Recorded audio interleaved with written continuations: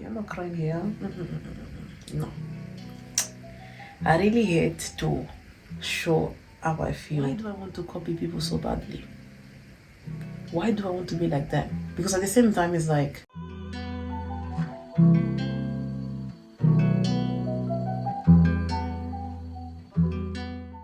I'm Sylvia, your YouTube sister, and I'm about inner peace, confidence, and acceptance.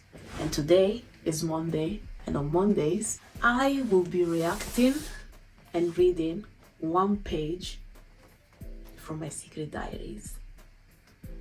Yes, and we are going to have a honest conversation. I'm just going to do like an introduction of what this series is going to be about. I've always felt like the weirdo in every situation.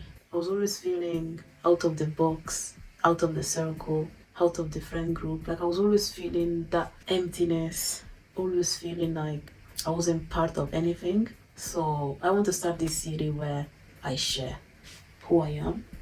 It's as if like a voice has been telling me, Sylvia, you have to share, you have to share, you have to share, you have to share. Because when you were a teenager, like there was no one I could turn to. There was no one I could speak to. There was no one I could relate to either. That's why, you know, when you don't see anyone like yourself, you feel like you are different in a bad way. You feel like you're not likable. So this is why I am here today. Because I want to share. This was like me 10 years ago. And yeah, I'm not shy. I'm not shy. The year is 2012. Was it the year where the world was going to end? I can't remember. So, obviously, I'm Italian. I mean, am I Italian? I don't know. My passport says I'm Italian. So I was born in Italy. I'm 25. I left Italy when I was 19. So this diary is in Italian. So I'm going to read in Italian and then I'm going to translate it in a few words in English. I also find that I was dyslexic, so I used to confuse D with B. So imagine me like saying Bella and then in reality it's Della. This life, yeah. So this is saying cambiare, che bella parola, ma allo stesso tempo brutta e devastante. Per me, non sai quante volte ho deciso di cambiare totalmente me stessa in passato, per dimostrare agli altri che sono uguale a loro, che so parlare, ridere e scherzare anch'io, e che non sono una brutta marionetta da usare a piacimento dalla gente. Okay, I think I'm just going to read till here because everything else.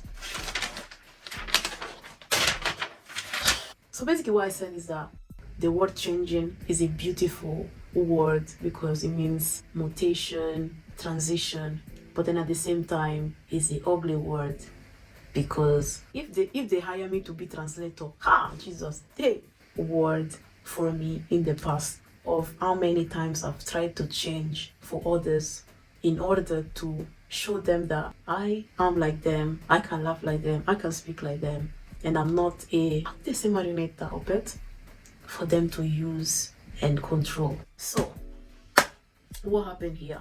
In those times, classmates throughout my life, they always told me how I'm not Italian, then I'm half Nigerian, half Congolese, I don't know how to speak Igbo, I don't know how to speak Lingala, the only language I know how to speak is Italian. That's my first language.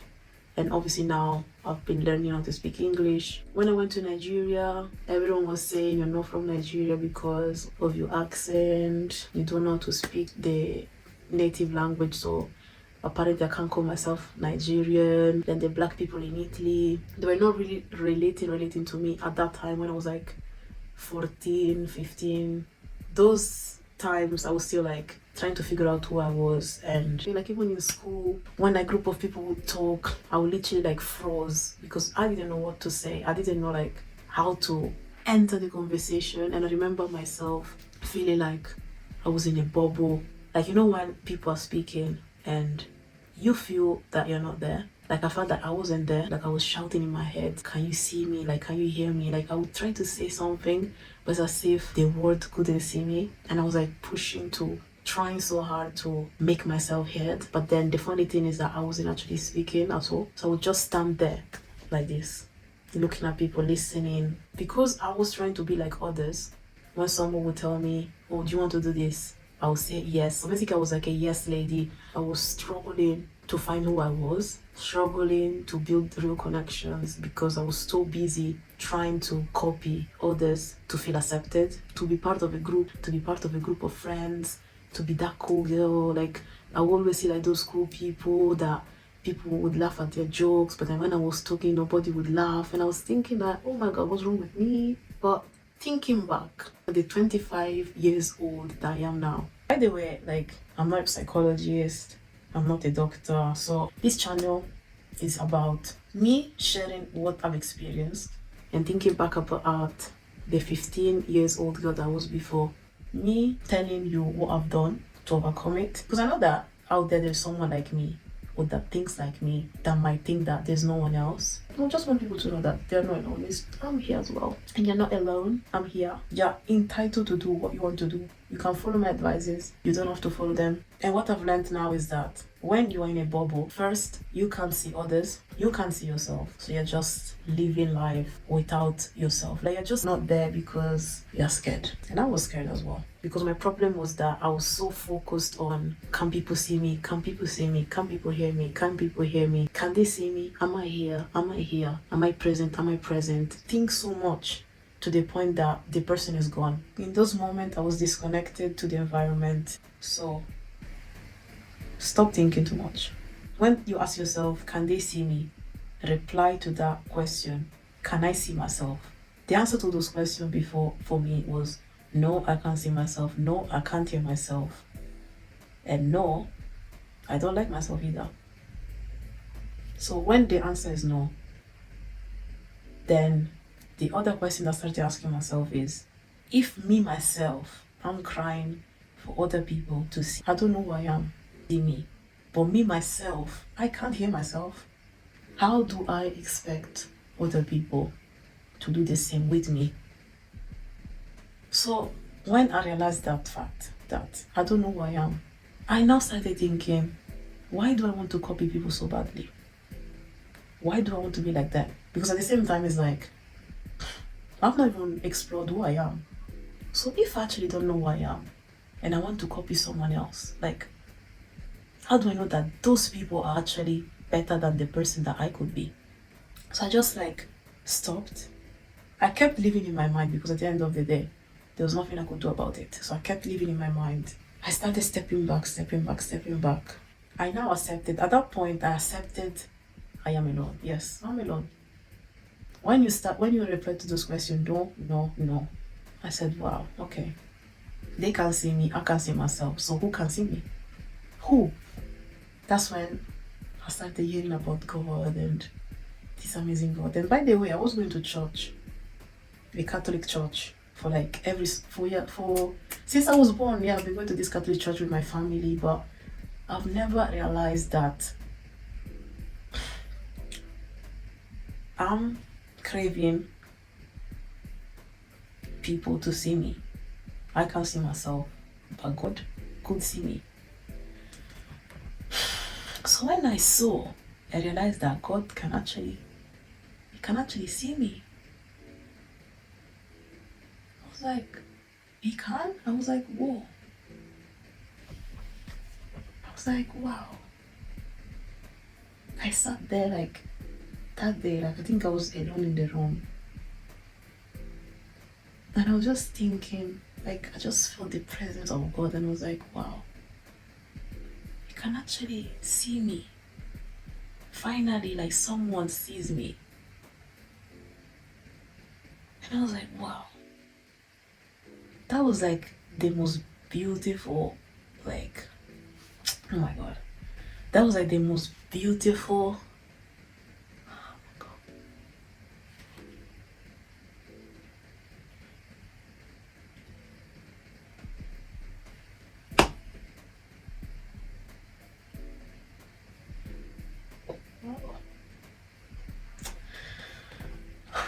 Like, oh my God, really? Like, oh my God, Jesus Christ. something that my body does is that when I cry, I can just like, yeah, that's what I do. So basically, when I cry, I just,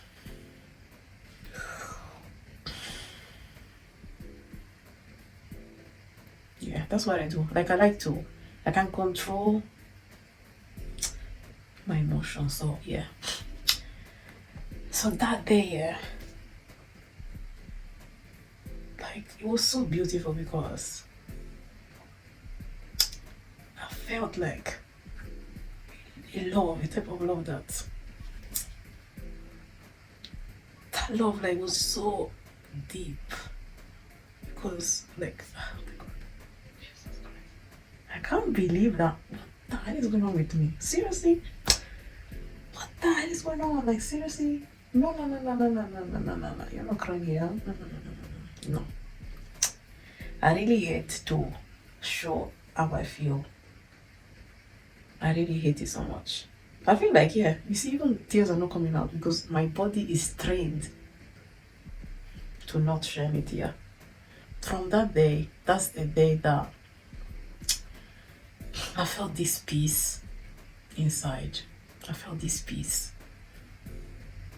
And I wouldn't say that from that day I didn't care anymore about what other people were thinking.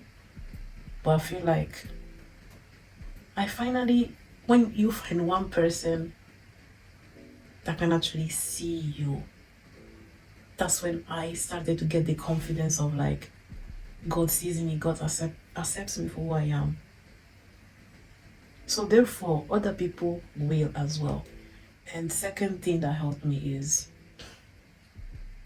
the fact that I understood that every single time that I was in that bubble, I was not allowing myself to create meaningful connections because I wasn't vulnerable, I wasn't like approachable, and also I wasn't able to see others either.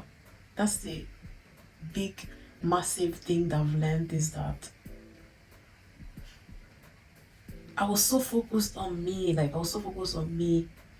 Can you see me? Can you see me? Can you see me? I couldn't see myself, but then other people were also like in the same situation as me, but then I couldn't see it because of this feeling of emptiness. When you feel empty, you can't give anything other than trying to fill yourself up with other people's affirmations or love.